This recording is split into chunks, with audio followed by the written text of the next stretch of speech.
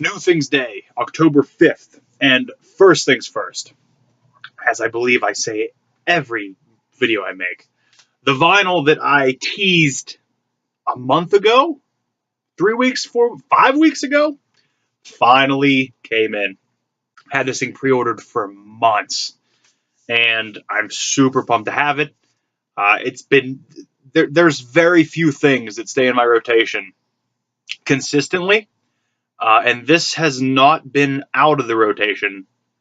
Matter of fact, this has been the rotation for 2-3 weeks now, because I did download it digitally. But now that I have the vinyl, just playing it out. This is Knocked Loose Laugh Tracks. This is their first full length. They're from Oldham County, Kentucky. And you know, as I said many times, if I'm taking out the vinyl, you know it's not a standard black vinyl.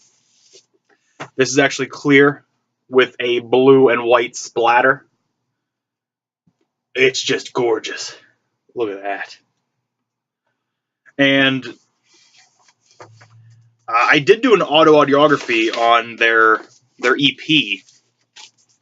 And I said about how it's just like pure aggression, just angst, and just madness, but heavy. This has a sound of a more defined band. It's not as all over the place. It's not crazy. It sounds fuller. It sounds like they added things into where they may have been missing them last time. And I love this album. I love it. It's not exactly what I wanted from them, but I can't expect them to be the same band that put out the EP. They've been growing since then, and they have grown into a legitimate force in my mind. I think that they're evolving into themselves, and I think this is a stepping stone to them to eventually get to where they want to be. But I love this album. Billy No Mates, Counting Worms, Dead Ringer obviously was the single. Well, not obviously. You wouldn't know that. What I'm saying is, Dead Ringer, I love it, and they wouldn't make it the single if it wasn't going to be loved. Realistically, I don't think there's a weak track on this album. But Knocked Loose Laugh Tracks, fantastic album. Fantastic. Next, comics, and then, as always, the books. Comics first. Scarlet Witch. This one written by James Robinson. So that should be fun. We may have a coherent story. Nothing against any of the writers, but some of them have been a little weird. Not the last one. The last one was phenomenal. The one set in Japan. I hope it's Japan. I don't want to sound racist if it wasn't in Japan. Next up, a book that I kind of have little to no interest in, and even less interest once I picked it up and looked at it. But I got it for the lady. Jessica Jones, #1. I liked the show on Netflix. I did, but I don't like Bendis necessarily. I'll never forgive him for what he did to me with Age of Ultron, ever. I'll never forgive him for that. And the art in this... Moving on. Cyborg #2. Didn't even know if I was going to be on this. I didn't know how I felt about #1.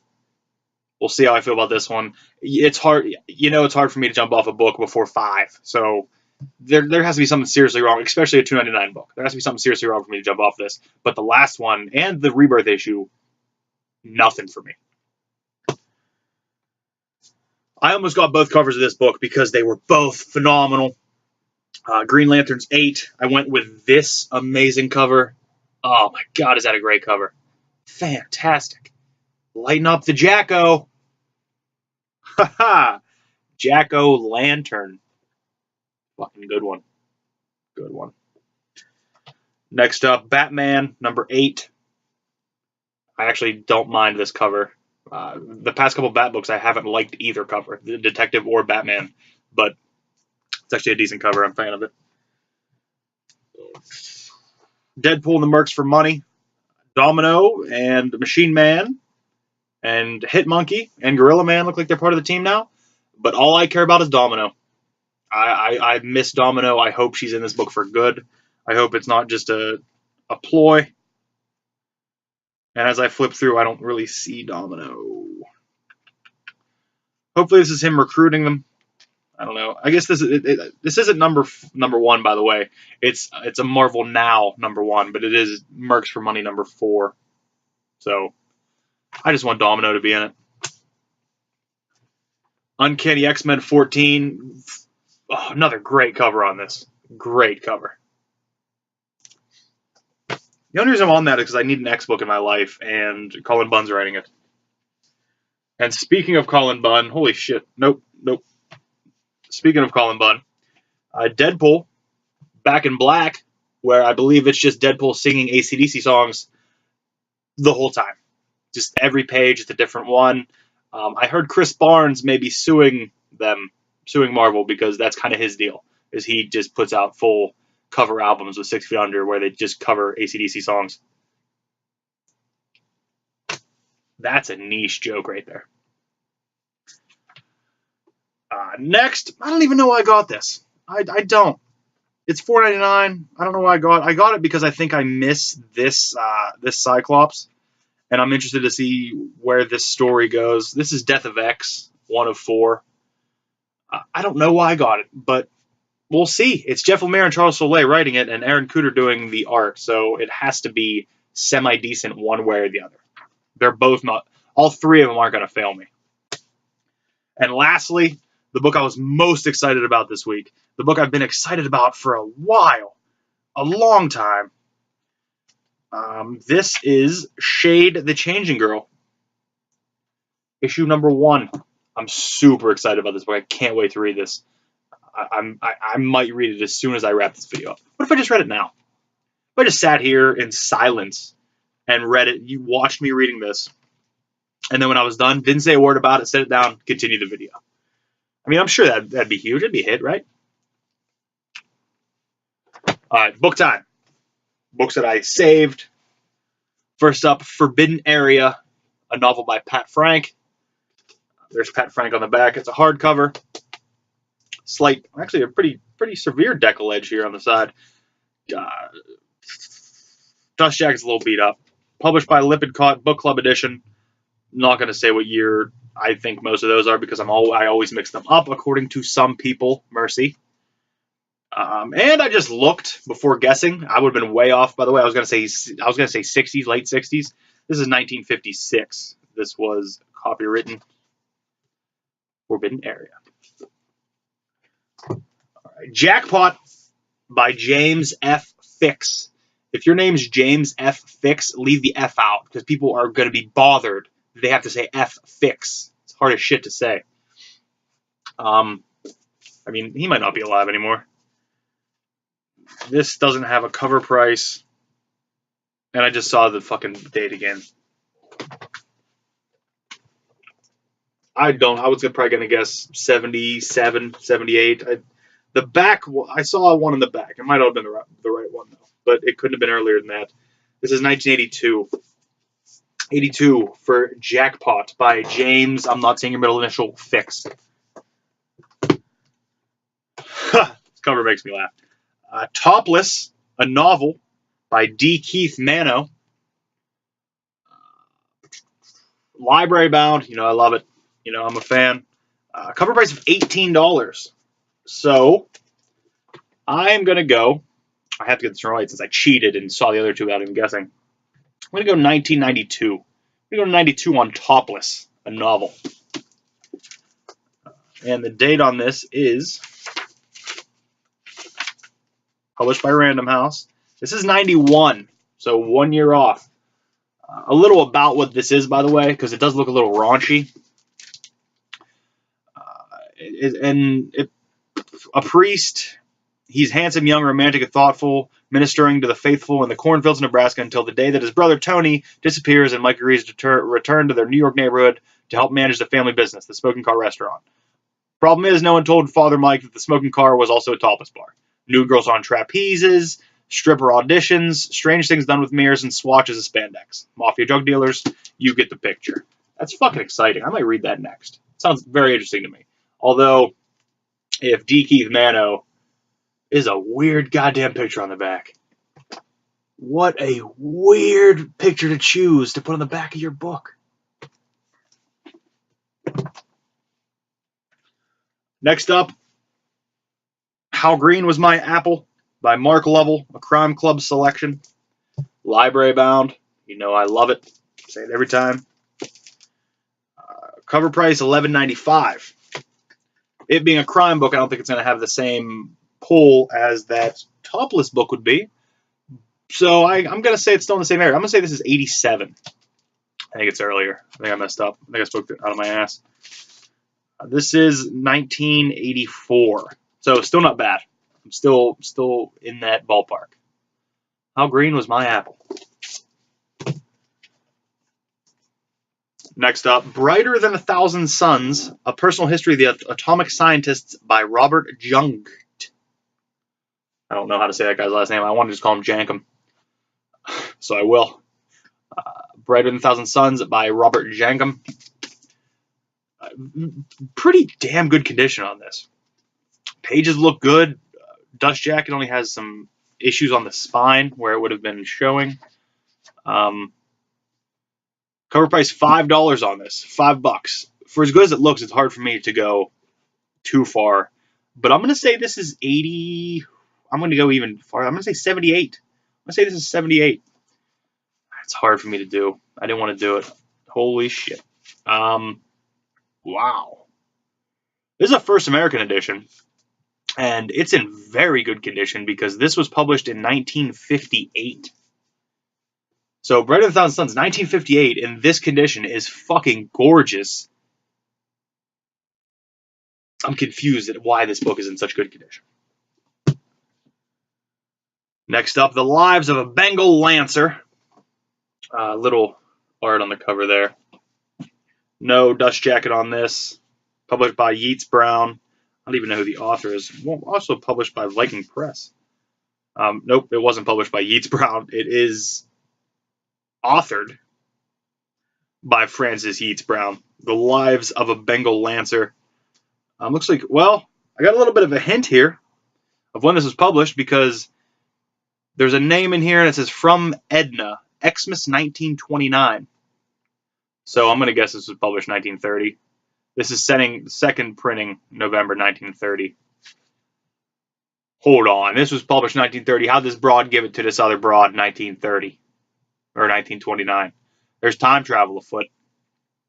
I'm going to use this as my first clue. By the way, I use broad for humor. I felt wrong as soon as I said it, but it was funny the way it came out of my mouth.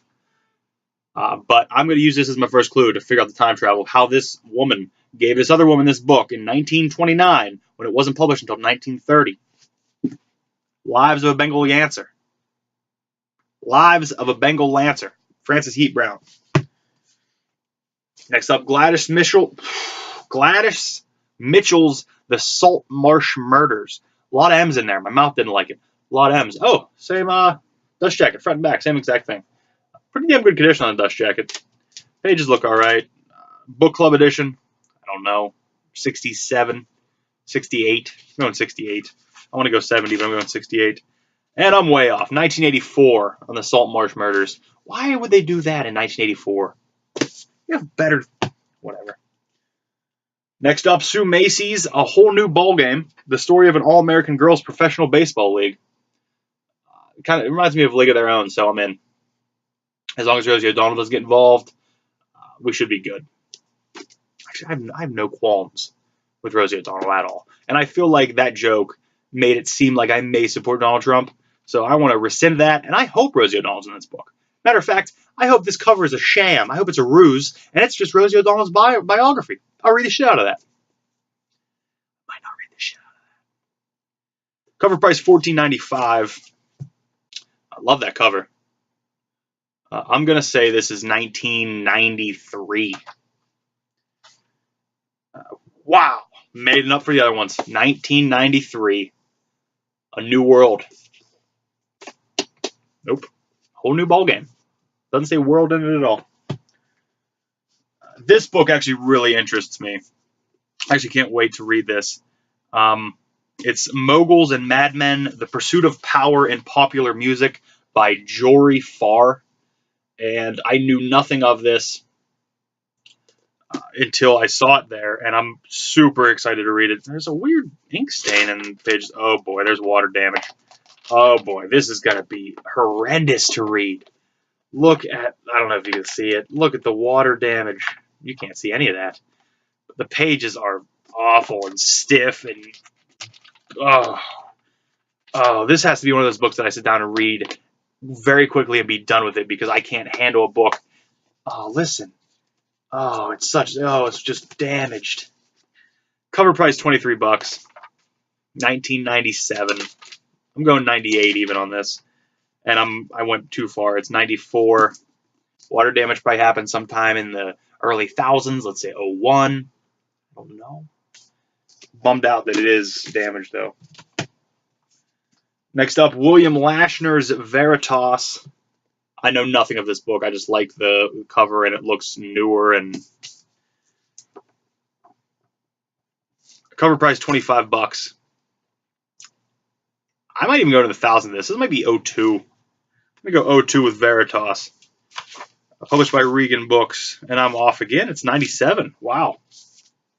Actually, not. It's in pretty damn good condition for 97, and it's a very advanced cover for 97. I might think 97 was 1965. Let's be honest.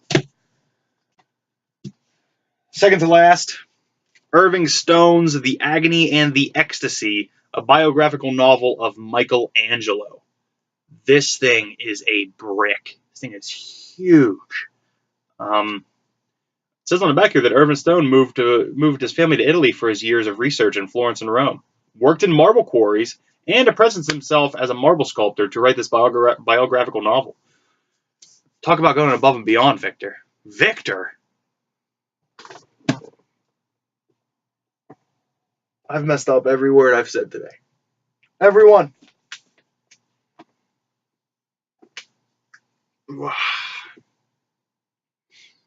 Let's rewind.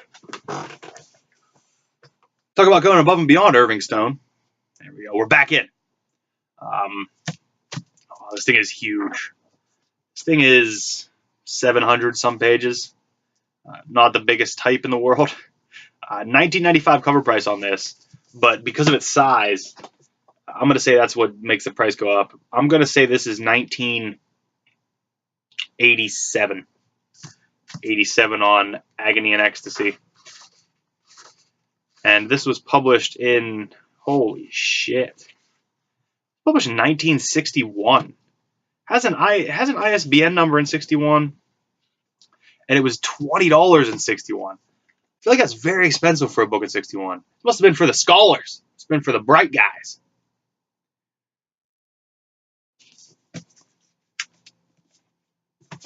That book caused my mouth and my head a lot of problems.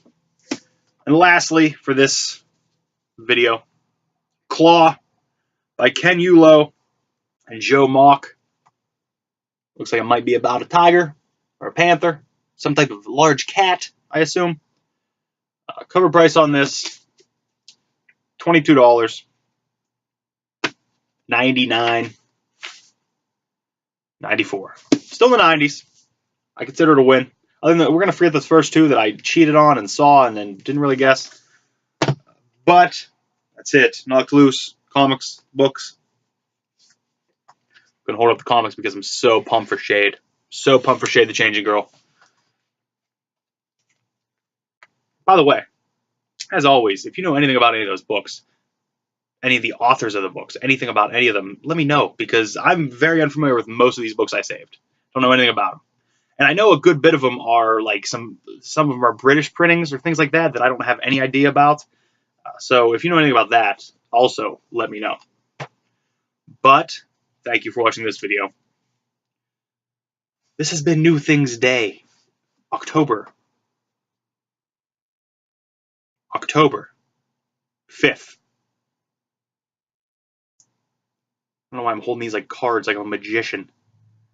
Thank you for watching.